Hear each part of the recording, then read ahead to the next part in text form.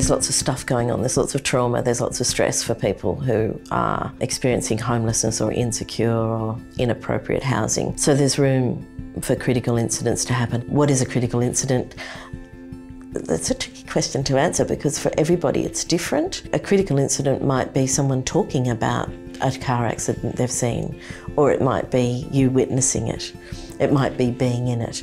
It might be sitting in the office while somebody's yelling at somebody. It might not be you. It doesn't have to be you that's involved in it, but you're having a reaction to it. After witnessing that sort of thing, you might have a natural reaction to an unnatural situation. So debriefing's providing a space for people to, I guess, re-regulate. It's providing a space that is safe, that's confidential within the limits of confidentiality. So certain things, it's not going to stay in the room, what you're saying, but mostly it's about providing a quiet and safe space where someone can re-regulate. It'll depend on your organisation who. So it could be your team leader, it could be your manager, or just with a colleague. But because debriefing should happen immediately, really, it's going to be the person that's there. So there should be somebody available to do debriefing. It can happen in any different way. I know some of my team like to talk to a colleague at the end of the day if they've had something significant happen and unpack it with that person.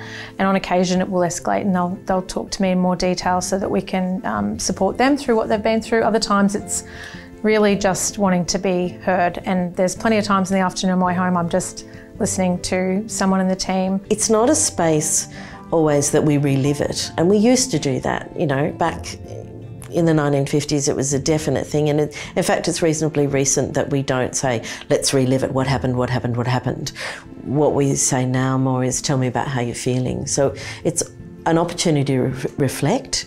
And when we reflect, we often do tell the story, and then we think about how's that impacting on me? What are the feelings I'm having, and how can I process that? If you manage it really well, if you cope well with the conflict at the desk or things like that, the tendency can be that we call on that worker all the time. So again and again, they're doing that. And if we don't debrief that over time, it just builds up and we're going to lose good staff.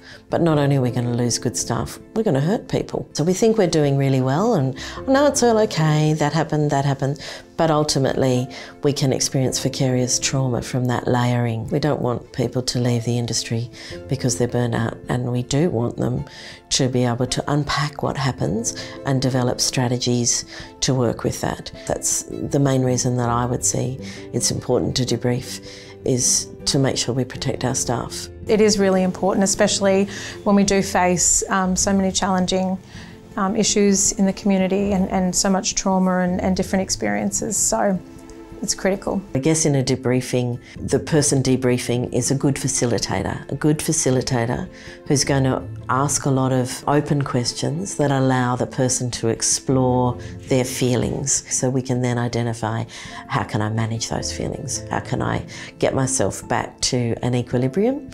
And how can I feel safe? And what do I then need to put in place moving forward, or for the next, from now until I get home, and then returning. If I've got to see that client again, if it was about a tenant, you know, what have I put in place? What am I willing to do, short term, medium, long term? But the debriefing is all about just getting back to equilibrium as best we can.